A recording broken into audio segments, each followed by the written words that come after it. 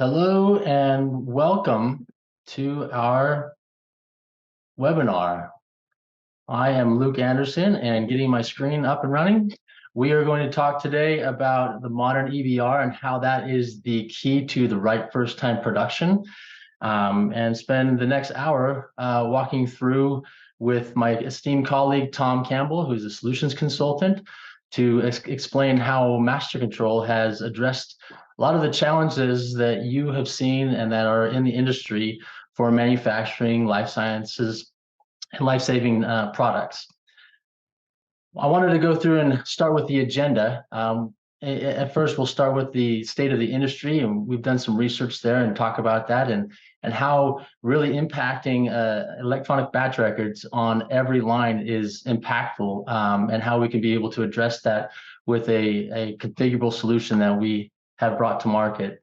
And then we'll go ahead and turn the time over to Tom, where he can be able to offer the demo and walk you through the solution and the platform of what we've offered. And of course, we'll have time for questions at the end. Of course, if you have questions as we're going through this, we have the chat session. We'll keep an eye on that between myself and our marketing team, and we'll be able to address them to the best of our ability. In a recent study that we did, this is a research report that we looked at 152 quality leaders in the life sciences, and we looked at targeted company sizes between 500 and 5,000 employees, as you can see with the revenue between 10 million and a billion. And I wanted to highlight that in our research, the feedback that we had, 65% are looking for ways to improve their digitization. So getting off of paper and a manual environment to a digitized world that can be connected between different systems, with their quality system, with their ERP, with their LIMS, all these different systems that are out there, these disparate systems. And the feedback that we have is people are looking to connect those ways and move it off of paper into a digitized world.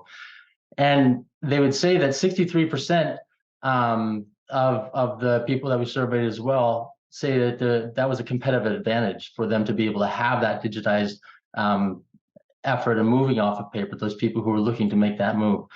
Now, we look at leaving no line behind. What does that mean? It's really pretty simple that when people are moving into a digitized world, they usually target a specific line on a production line or a site. They don't completely adopt it. Only 9 of the 57% said that they had MES fully implemented. So the need is there, but the lift and the move to an MES is pretty heavy and it's pretty expensive and it takes a long time. And 90% say there's significant gaps in what their current systems are. And so when we look for a solution that's more nimble, that's configurable, that's easily implementable, we can see that moving to a digitized system is really powerful for improving connectedness throughout your organization and improving the efficiency by reducing errors because you're not having that manual data entry. And of course, using your people better, the better utilization of human capital, allowing people to focus on their value-added service rather than focusing time on non-value-added activities. What does manufacturing excellence offer? We offer a manufacturing execution simplified version. So instead of having a lengthy and expensive and burdensome MES, we've been able to use our SaaS-based solution to be able to provide 100% digital production records, allowing you to get off the paper batch records and be able to have them completely digitized. That also allows the interconnectivity between your quality management system. So our approach is having a quality manufacturing solution by being able to take digitized SOPs and work instructions and have them embedded digitally rather than having binders on desks or out of date, making it more difficult for audits. It's embedded into the batch record itself, and you can be able to reference those things, or your operators can reference them and the latest version immediately right from the access of the batch record. Now, this allows a huge advantage by being able to digitize your information to provide the data outputs. When you're in a paper-based world, it's kind of a dead end, or you're taking a lot of time spending building spreadsheets and exporting those and trying to process the data. by moving to our digital system that we've offered, allows all that information to be funneled through and then reportable. Your data is your data, and we can report at the row level to be able to provide all those powerful insights, so you can make real-time decisions and you can have feedback across the organization. It also allows you to be able to interconnect your training, so you can have your docs and your training embedded into the record. So if there's a particular function that's new, maybe there's a new section of a batch record, or maybe you have a new batch record altogether, and an individual hasn't been properly trained or hasn't documented the training, our system allows you to stop from that person from being able to do any sort of effort on the production line and perform their training. Now, the great thing is they don't have to leave their job. They can do it right there on a tablet or a workstation. They can perform that training, and you can be able to have your whole training module control what needs to be done, whether there's a test or a quiz, or maybe it's just a signature sign off, or maybe it's just a read and review and sign off. But it's all documented there. So when you have an audit, you can trace back to that effort, and you never have to worry about someone operating out of compliance. And then, of course, one of the huge advantages that our customers see is having the review by exception, which, like I said before, it takes the non-value effort that people are spending their time and allows the system to do the check. So you have electronic signatures. Of course, 21 CFR Part 11 compliant is mandatory. We have all the docs that are current. We have all the training that is up to date. And in fact, we can launch quality events as well, back and forth. So really, the review by exception allows you to see what's the exception to what we built.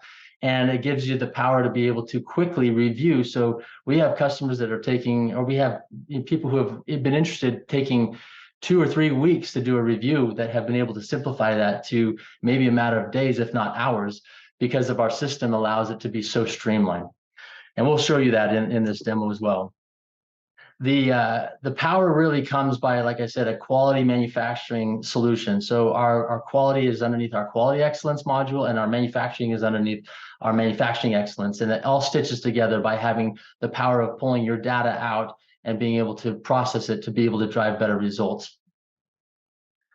Now, if you look at the entire benefit of the operations, you're going to have the process visibility, the line productivity, and the plant profitability, right? Our goal as a company, our mission statement is to help getting life science products out the door sooner. And we are passionate about that mission statement. We talk about it all the time. We give that work in process data available in real time.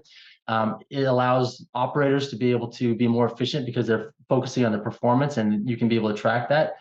You can also see faster cycle times. And then, of course, the labor costs go down because people are more efficient, and we can be able to get shorter lead times to get that product out the door. From a quality standpoint, we also have the ability to do right first time. Right, that's what we want to focus on, is being able to say, hey, we've got the training in place, we're accessing the right docs, people are doing the proper functions in a compliant environment, and it's all documented and auditable. I mentioned the review by exception, and then the traceability and being able to go back and have all those different touch points. So really, it's a powerful solution that we've offered, that we have hundreds of customers that are using. We've been an industry leader in the quality management systems for over 30 years, but in 2018, we brought this quality manufacturing solution with our MX module to market, and it's been well received for all the reasons that we're talking about. And so really, we want to focus on a couple of things and maybe just highlight some of the customers we've had that have been able to quickly. We talked about MES systems being burdensome and lengthy and expensive. Well, our system, being a SaaS-based solution, can be implemented quick.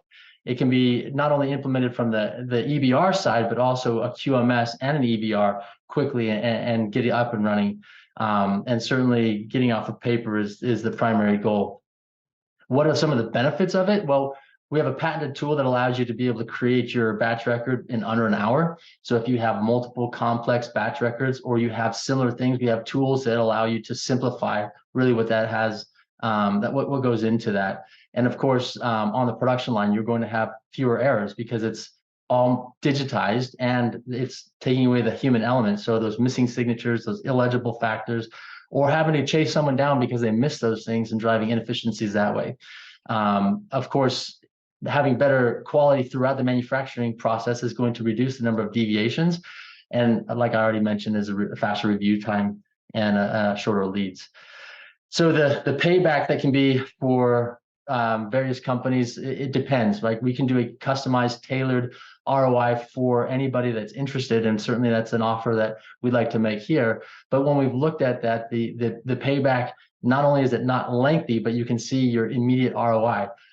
This is something from my perspective that I see on a regular basis when I do these analysis, that the payback is well under a year. And the savings is tremendous. And it depends on your operations. And that's why we do a tailored, custom, specific ROI for each one of our customers. So without further ado, instead of talking about it, we really want to take the time to take the rest of the majority of the meeting to let Tom walk you through what this looks like in real time. And so he's going to do a live demo. And like I said, as you have questions, please feel free to reach out to the chat, and we'll answer them as near real time as we can, or we can certainly have a Q&A at the end. Okay, thanks, Luke. Can you see my screen? Okay, I should be sharing now. Okay, great. Yeah, so thanks, Luke, for that introduction. We're going to just do, I have one slide, and then we're going to get right into the product. So just from a high level, so I'm very visual. I kind of like to visualize things here as we get oriented with the product. So for MX, or Manufacturing Excellence, we're going to be focusing today on our production record and really the execution. So when we think about Manufacturing Excellence, that's really the heart of the product, is the production record and the execution on that record. So we're going to be going through an example of that in just a minute.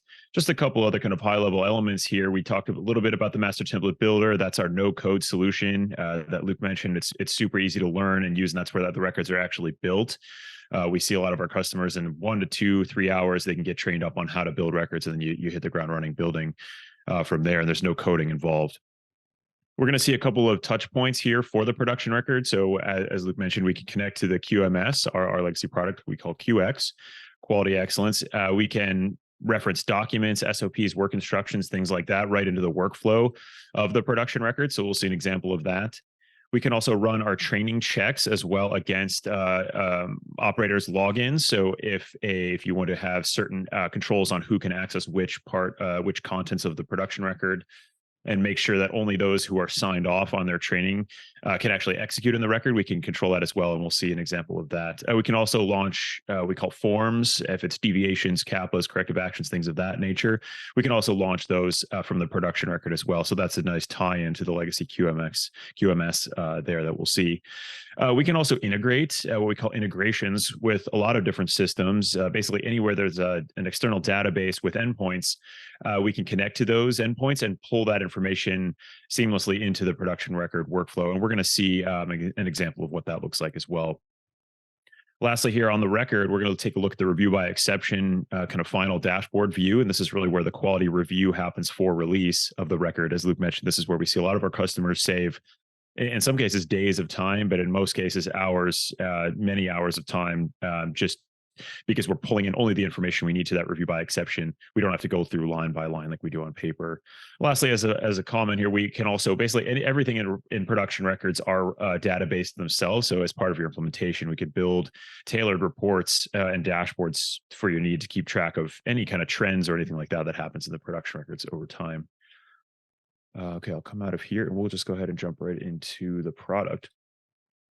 So the screen we're on now, this is the production record creation screen. I'll zoom in just a little bit here. This is where we're going to create the record. And we only need a few pieces of information to actually start the record, unlike in paper where you've got to collate all the pages, you have to print them out, you have to make sure all the pages are there. For the purposes of our demo today, we already have a master template build, and this is where, in the master template builder, as I mentioned, that's where you'd actually build the records. But from our perspective in execution or in operations today, I'm going to select the template that I'm building to here. So if you had multiple products, they would show up in this queue here in this list. I'm going to go ahead and select the template that we've called Wonder Process here for our demo today. It's in revision I. Revisioning is automatically tracked as well. So as changes would be made to that template, the revision would automatically update here as well.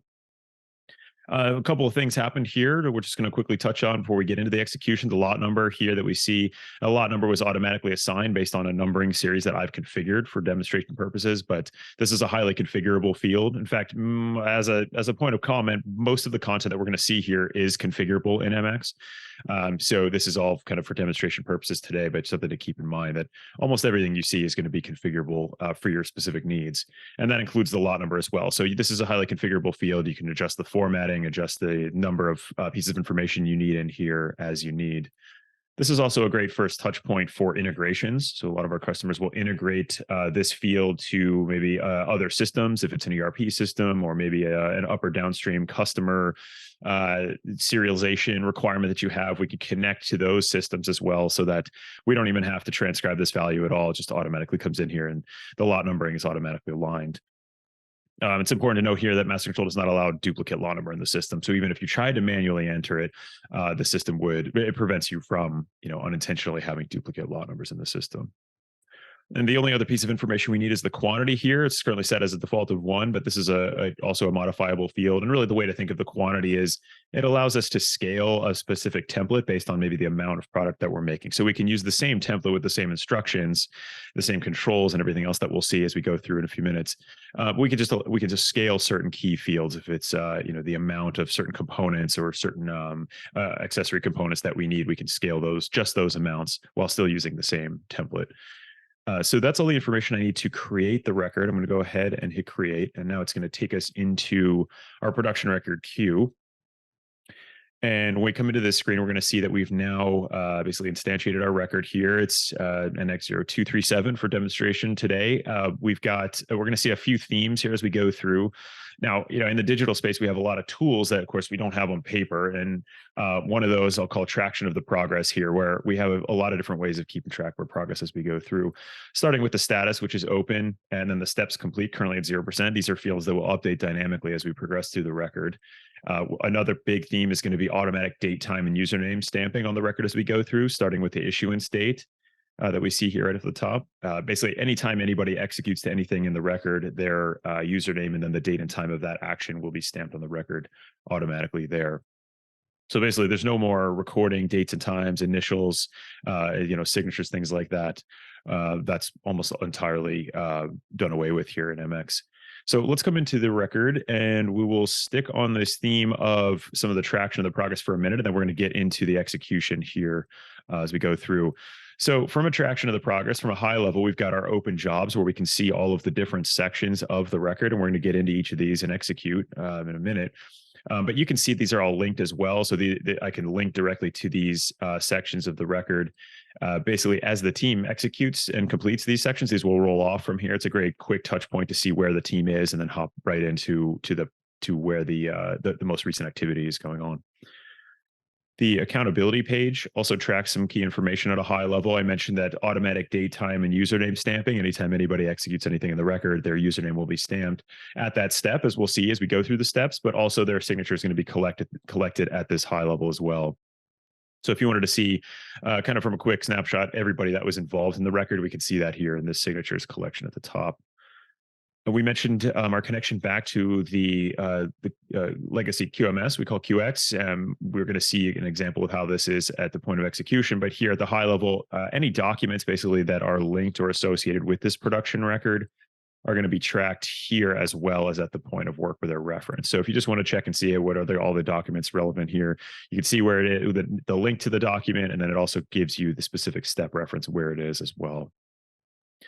Lastly, here on accountability, so forms, anytime, let's say we had to launch maybe a corrective action or a deviation form or nonconformance, things of that nature, anytime we would launch that form, and you can launch forms from any step in the course of the workflow in MX, but anytime we launch a form there, we would see that information recorded right here as well. So if you just wanted to take a quick look and see were there any nonconformances, we can come right here. You don't have to go through page by page, line by line to go find that incident. And then lastly, here on our traction of the progress, we have the activity log. This is essentially the audit log for the record. This will track every single thing that happens in the record chronologically. But then these fields are also sortable as well. So if you wanted to do a quick investigation on a specific, maybe a username or a date and time, a specific field you're looking for, this is a great quick way to check in on those fields. Okay, so let's go ahead and actually get into the step-by-step execution now. I mentioned that basically everything you're going to see here is configurable, and I've just made a decision here on grouping things by these three different units: pre-production, production, and quality. I'll just expand those so we kind of get an orientation of where we are. But we'll start with the pre-production, we'll come into line clearance, and then we'll go through step-by-step from there. But you're not limited to 3 units by any means. This is all very configurable in the master template builder. So I'll come into what I call line clearance, and we'll get into this workstation line clearance phase here. And this is where we're going to actually start to execute to the steps. Now, I've got this link to a specific, we're in a master control demo environment. So I'm linked to a specific SOP basically inside that environment. I'll go ahead and click on that link as we're talking through this, what's happening. So there's a couple things happening here on this link. We're in this phase that we call workstation line clearance. I'm opening up a sample SOP. And as this SOP opens, what's happening is it's basically calling on this SOP from the documents module and then opening that up here in our workflow here. And my Wi-Fi has been a little bit slow recently, so just wait for that to come up. Yeah, so here it'll come up and look like this here. This is just a sample, again, a sample document, but you can see how it brings it up in the course of the workflow. I didn't have to go find this SOP or this work instruction anywhere else. It's all what's relevant is just right here and readily linked for me to access. The other thing that's happening here is there's a training check that is happening on this particular record. So what's happening here is I'm going to have to just jump screens just to show you what this looks like. So just a kind of half step back. I'm logged in here in this cloud-based environment as myself, as Tom Campbell, and I'm accessing the record based on my credentials here. Now you can see I can execute to these steps. I'm not going to click on them. I'm not going to click on them yet. But I am essentially what's happening is I'm signed off on this SOP by the training module, and then the training module is communicating forward to MX saying, okay, he's good to go. He can sign off here. But if I was to switch users, and I'm going to switch browsers for just a second to show you here, I'm going to log in as a different user now, who we shall call the untrained. I'm in a different browser window, but you see I have access to the same record. You can have essentially an unlimited number of operators or users accessing the same record in parallel. There's no real limitation there on how many you can have accessing. So I'm going to come in here to this line clearance again, the same section. And we're going to see that because I've not signed off on my training for that particular SOP, I'm now hit with this barrier where it basically says you have training tasks that need to be completed. I cannot come in here and execute. Now I can either recheck training. This will take me directly to the training module, and then I can go through and commence or complete my training there. The override does not mean I get to override it. It means that this is a specific role right that you can configure and grant to specific users. Sometimes that might be supervisors or managers.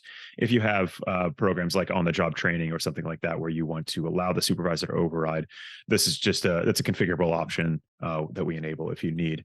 But if I cancel out of here, you see that I'm hit with these Ghostbusters. I cannot execute to these steps. I'm prevented basically from even executing to these steps and stamping my unfortunate credentials on the record because I'm logged in as this particular user account who has not signed off their training on this particular document.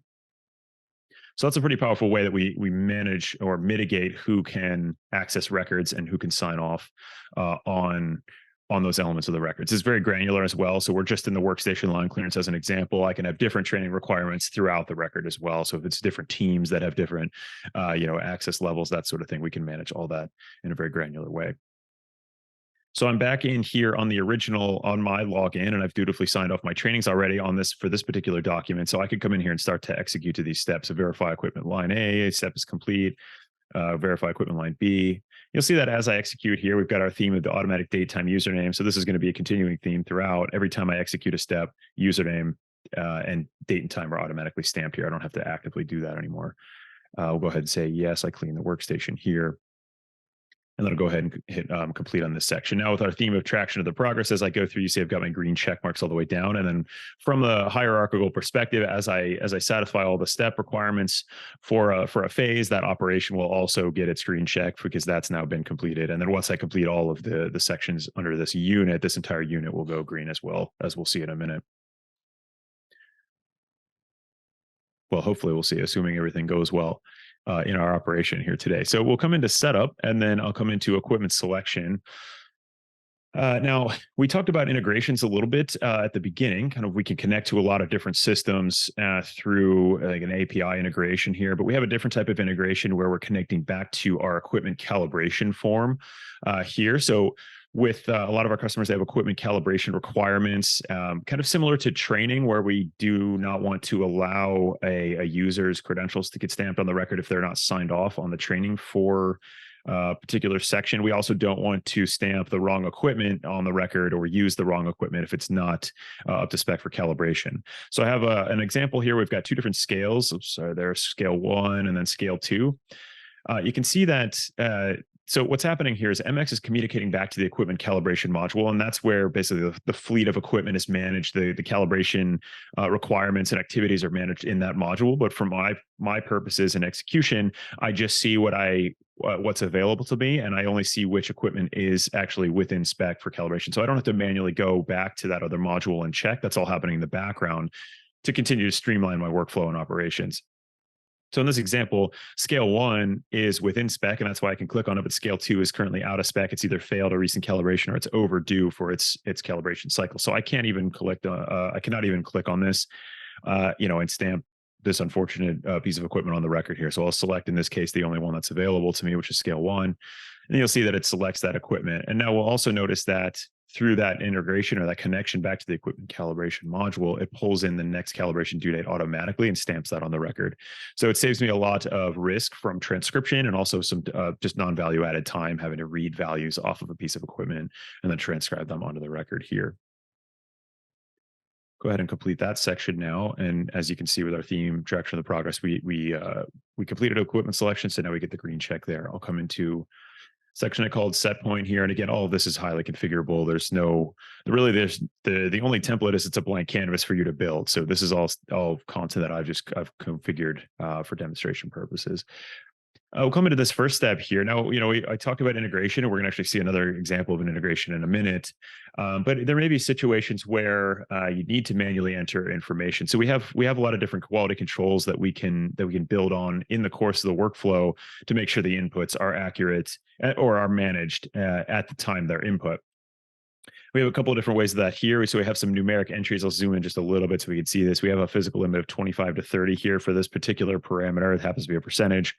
But if I enter a value that's outside of that, we'll see that this is basically the lightest. We have kind of a gradation of responses that we can configure on in response to an input. In this case, this is a value that's outside these specified limits, but it's maybe not severe enough, and we want to allow us to continue so we can still get the green check with just this warning. The other extreme is that we can completely reject the value outright. In this case, they've got a physical limit of 30 plus or minus 2. And here's kind of the most extreme where we're saying it has to be within that spec before we can continue. And otherwise I'm hit with the red X here. I will not be able to complete this step until it's within spec there. So if I update that here, now you see I get that green check and I can proceed. Now, while we're here, we also enable corrections. So this is something a lot of our customers get a lot of benefit from, because on paper with pen, corrections can be pretty sloppy. There's a lot of crossouts and signatures upon initials and things like that. With the digital space here, I'm going to launch our correction or start a correction pathway. Let's say I typed in 24, but actually I meant to type 27. Or it was just an unintentional error. I'll go ahead and start the correction there. I can now update the new value. Let's say it was 27. We can allow the codification of reasons. So this is all configurable. You can have many more than 2 in here, and this is all customizable. So you can, from a root cause binning perspective, if you wanted to build in a lot of different reasons, let's say in this case, it was just unintentional completion. And then I hit done correcting, and that value now gets updated here. We also don't lose track of that lineage. So we see in the corrections history, and we're going to see this again in the review by exception at the end, kind of for the final quality review. But here at the point of work, that whole lineage of what happened is also tracked here, including date and time and username stamps for all that activity. We also enable you to do notes here. I didn't do a note here today, but you can also add on notes if you want. You can configure that to allow, operations to enter the notes as they go through to kind of tell the story of what happened at that time. So I've gone through and updated my correction, and I've completed those sections here. So I'm able to complete these 2 steps. Now, in this particular phase, I've also built on a verification. So a lot of our customers have verification requirements, if it's second sign-offs or a verifier or a witness, things of that nature. And we can layer on verifications, and we could get basically very granular down to the step level. We can also go out to the the high level here. So in the entire unit, we could have a verification on there as well. In this particular example, I'm doing a verification on these two steps. So essentially, I've got these two steps here, and I want to do a verification for what we're calling a set point in this case. Now, a couple notes on the verifications. Because we're in this cloud-based environment, and access to the record is all is through the cloud-based environment. It's through my login, username, and credentials. That's how I'm accessing here, and that's how the system knows that I am the one who's executing to this. I can have, let's say, a supervisor. We'll call him Steve. Steve can come over to, let's say I'm on a tablet maybe, and I'm entering this information. Steve does not have to also log in. In this example, he can come right over to my point of work if it's a tablet or a laptop or something like that, enter his credentials here this way, and then have the verification stamped on the record that way. So just to help streamline the workflow, there's flexibility there. So he can either enter it here at the point of work or at the terminal that I'm working on under my login, or he can also log in separately. So maybe he has a laptop or something like that, or in this case, and then he could access the record in parallel and also sign it off. So it's just some flexibility there to help kind of get the program out of the way and streamline the workflow for things like verifications.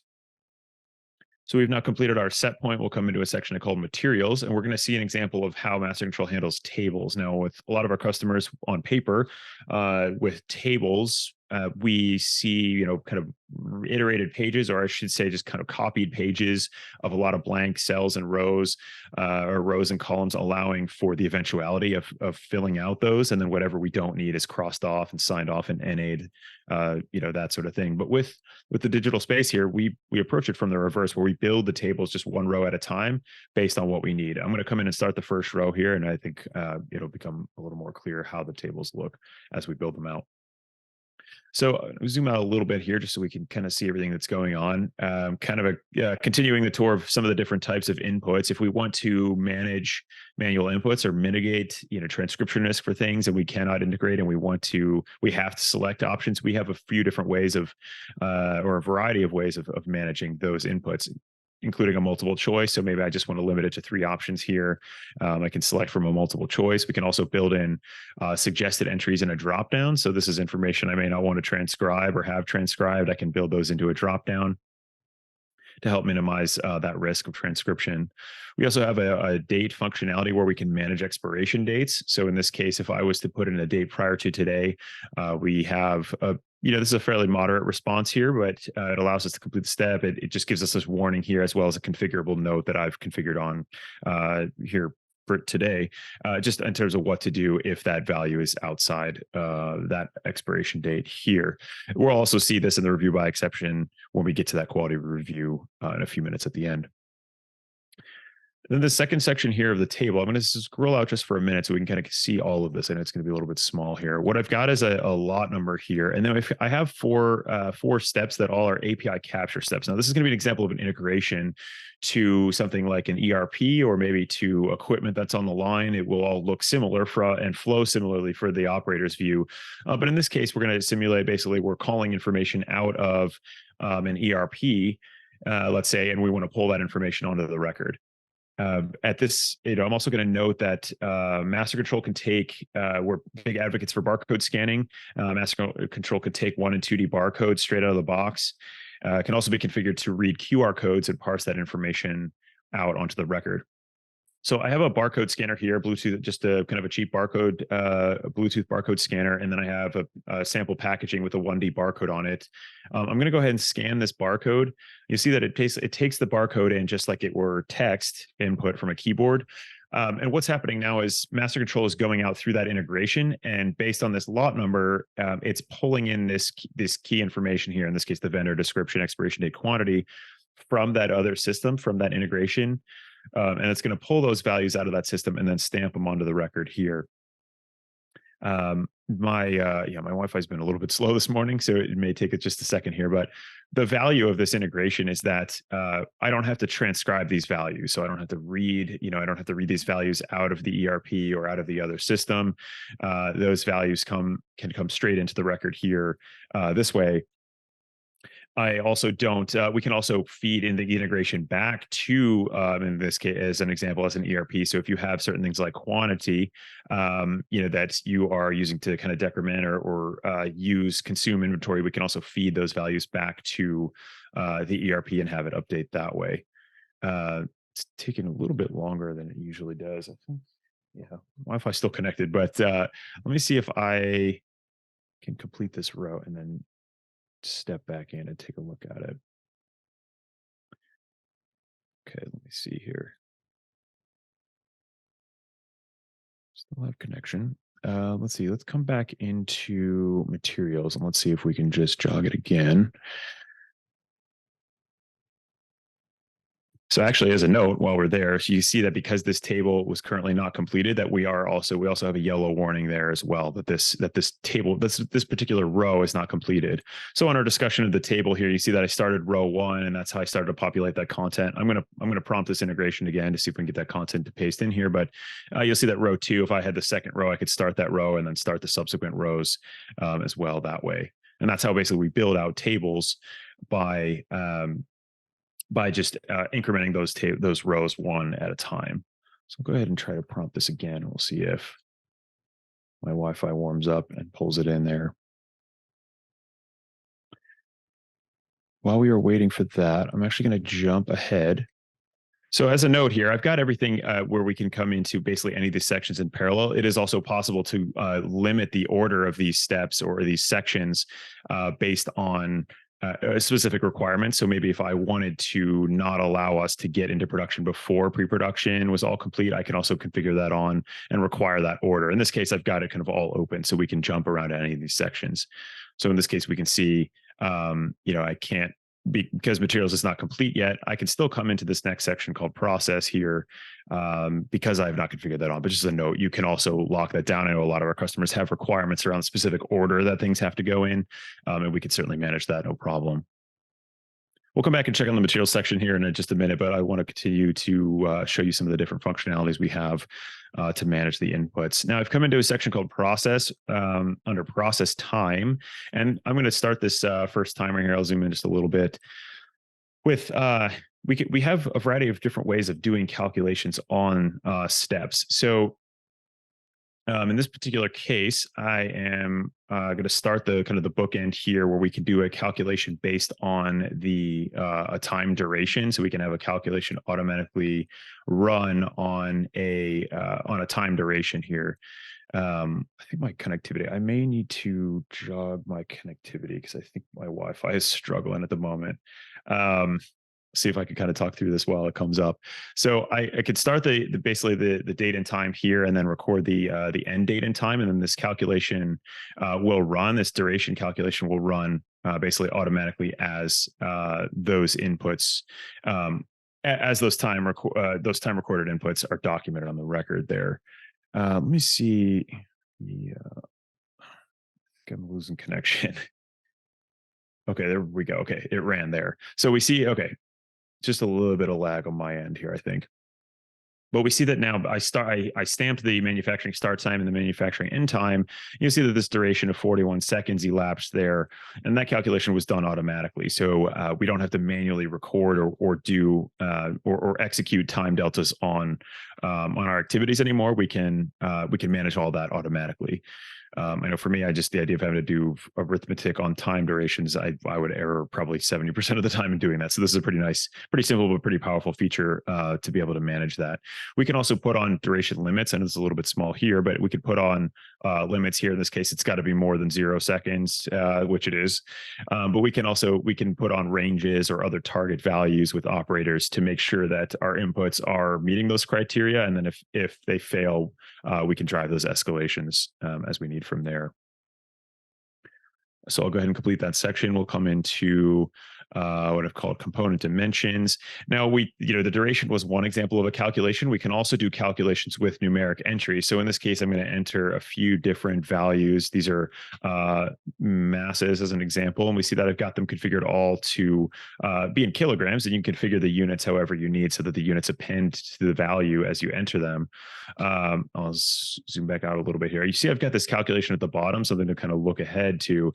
And as I enter the values for this particular term, those terms will port forward into that calculation. So maybe here I've got 25 for mass 2, and then maybe here it's 21, let's say there. So as I enter those values above, I've configured this calculation to receive these terms here and then execute the arithmetic on those terms. In this case, it came out to be 96. I have a physical limit of 100 plus or minus 2% here, and it's outside of that. So I'm hit with this warning here, basically that we're out of spec in this case. Now, in practice, in your own environment, we can also do things like notify certain roles. If you want to have the supervisor notified, something like that. We can also drive conditional paths, so we can configure on additional steps.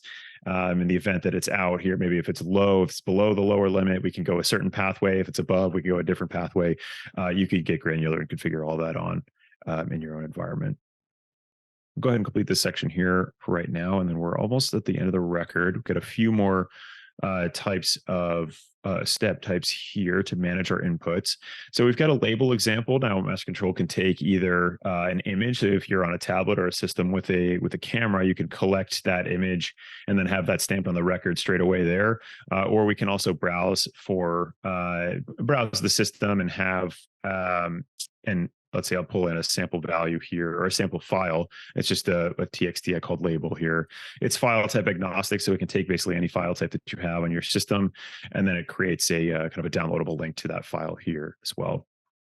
You see that with a lot of our customers where they have to take maybe a picture of the label or a printout of the label, and then mix and fold that into the record here. With the digital space, we can just take a picture of that and attach it straight away that way.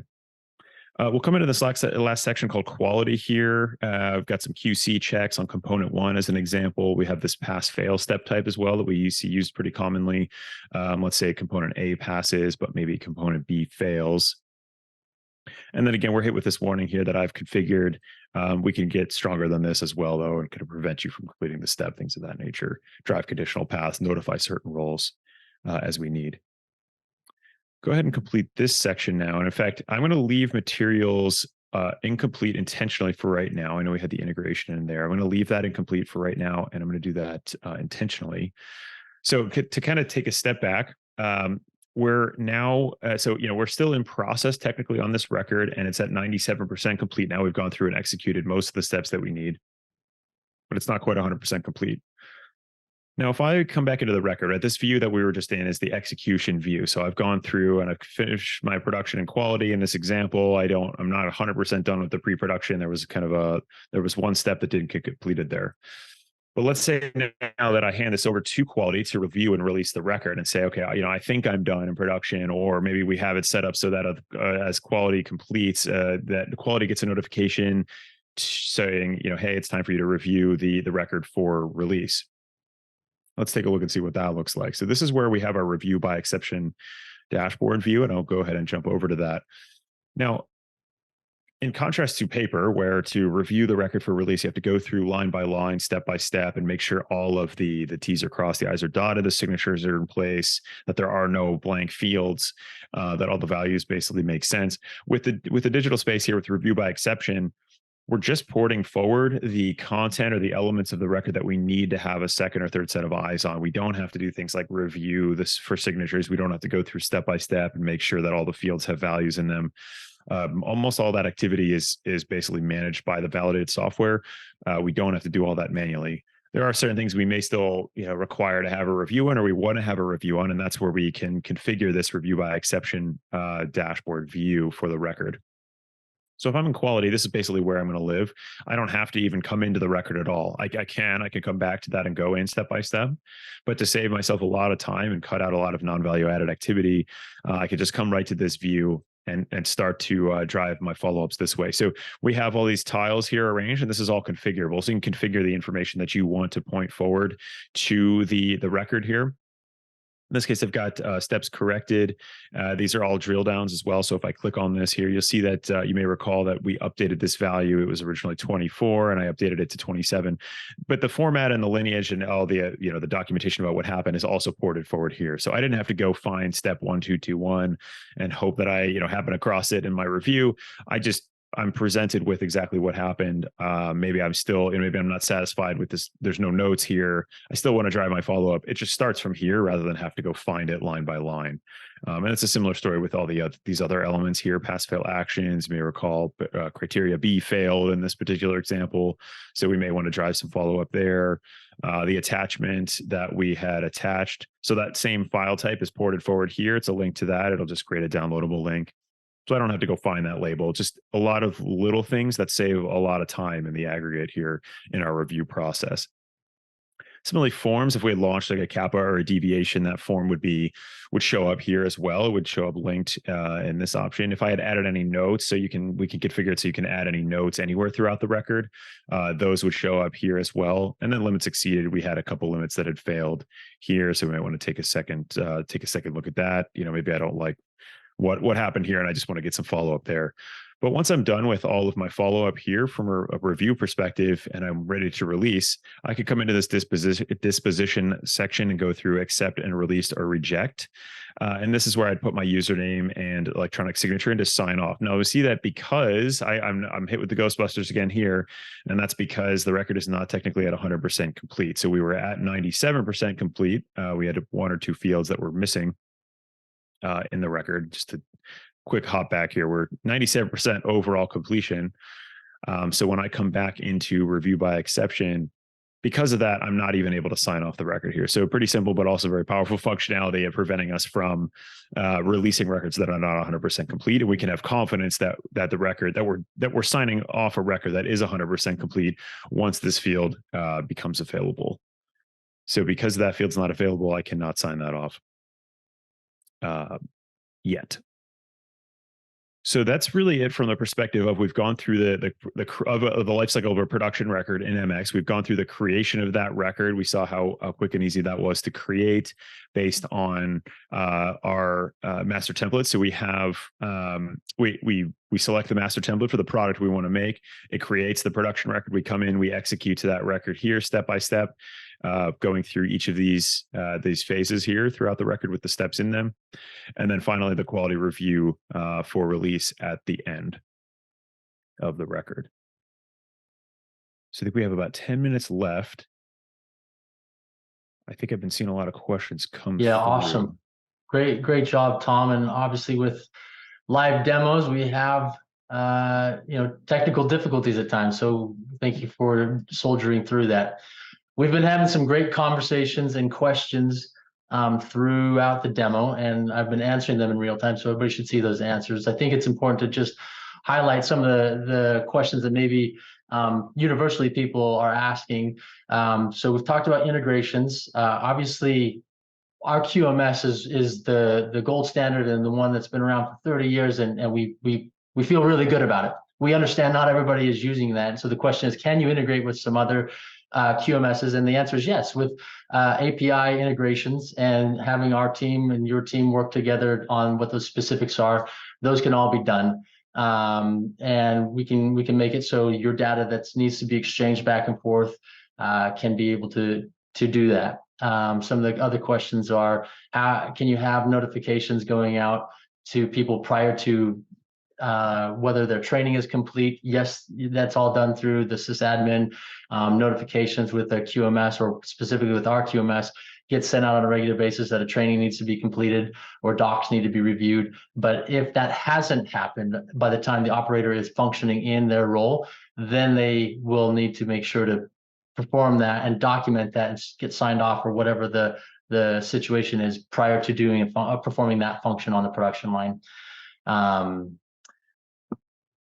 And instead of sending out this recording, because this is just a general, like maybe a little teaser, if you will, our sales team is on standby. That we would love to be able to schedule a call, walk through a bespoke demo for your needs, talk about your specific use cases, how we can be able to help support you, what that looks like. In fact, on that note, I'll go ahead and share my screen on some of the contact information that you can be able to have by reaching out to us just generically at info@mastercontrol.com, or feel free to give us a call. I think some of the questions that people have as well is, is the juice worth the squeeze? I'm going to go down this role of moving off of paper. It's going to be disruptive, but is there an ROI? And I talked about this at the beginning, but really not only showing a bespoke demo, but also doing an ROI that's specific to your operations. We take a deep dive into how many people are involved, how many hours does it take to perform various different functions that are involved with your operations, that we can have impact. And because we've been doing this for several years, we have feedback on what the averages are, and then we can tailor that to your specific needs and determine, is there an ROI? What is the break-even point? How long does it take to get there? And maybe even more poignantly is, what's the cost of doing nothing? And that's always a shocker, is that after several weeks, or after looking at the analysis, the cost per week is several $1,000s or more on the cost, and that adds up. And like I showed in this previous slide, 8 months, 7 months is not uncommon to see that break even. And it's something that's part of our sales engagement, sales process. So being able to really hone that in and provide that value is something that's super important. It looks like I've answered all the questions. I think we've addressed everything. Unless somebody has any last minute questions, then just want to thank you for your time, for joining us today. We'll be reaching out to follow up to see if there's anything further that you need. Feel free to reach out to us proactively. Tom, a special thanks to you. We really appreciate you taking the time to walk us through what this demo looks like, what this platform looks like by a live demo. And we look forward to future conversations with everyone. So thank you, everybody, and have a wonderful day. Yeah, thanks, Luke. Thanks, everybody. Bye-bye now.